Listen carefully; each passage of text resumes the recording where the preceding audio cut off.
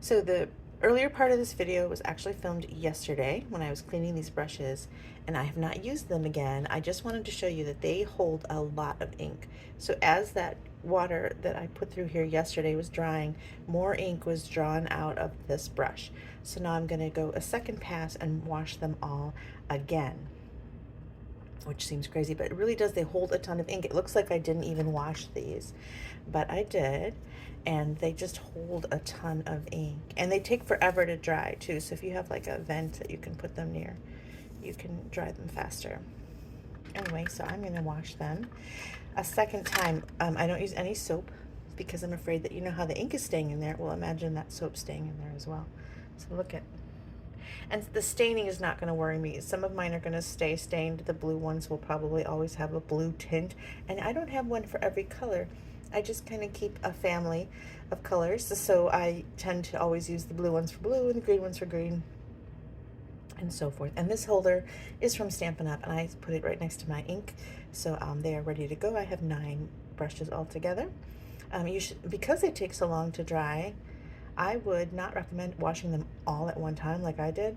I have one left that I didn't wash, because they do take a long time to dry, so you're going to have to wait a day before you can use them again, unless you have something you can dry them with that's faster. Okay, I'm going to dry them or wash them again.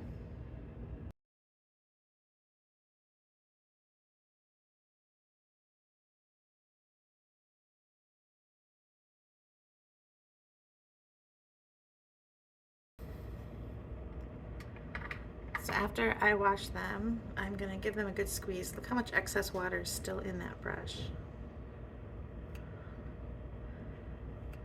I don't know if you can see that, but there's a lot of water still in there. So I just kind of give them a good squeeze, get some of that excess out, and then I will leave them to dry. Even that tiny one had a ton of water in it.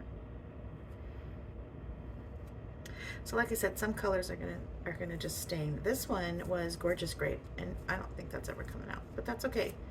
And before you use it, just test it on a piece of paper and see if any color's coming off. And you know, as long as no color's coming off, it doesn't matter that these are no longer white.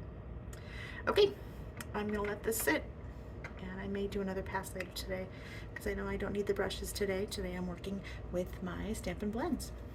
Bye.